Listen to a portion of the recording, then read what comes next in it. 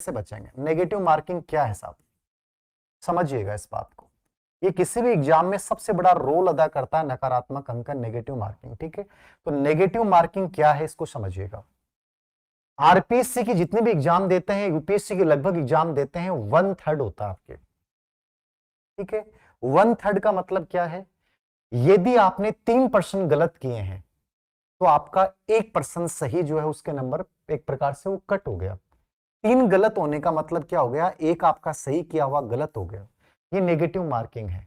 अब ये देखने में बहुत आसान लगता है कि सर एग्जाम के 10 दिन बचे हैं, हमने जितने भी टेस्ट दिए नेगेटिव मार्किंग में फंसते गए हैं। नेगेटिव मार्किंग एक दलदल होता है। कैसे होता है दलदल? सोचिएगा।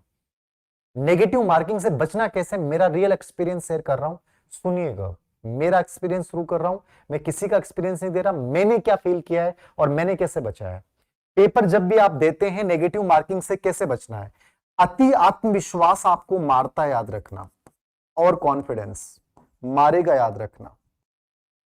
और विश्वास का अभाव, ठीक है ना, विश्वास, लेक ऑफ कॉन्फिडेंस, विश्वास का अभाव, ये दोनों चीजें क्या होती हैं? नेगेटिव होती हैं। जिंदगी हमेशा किससे चलती है? बैलेंसिंग से चलती है।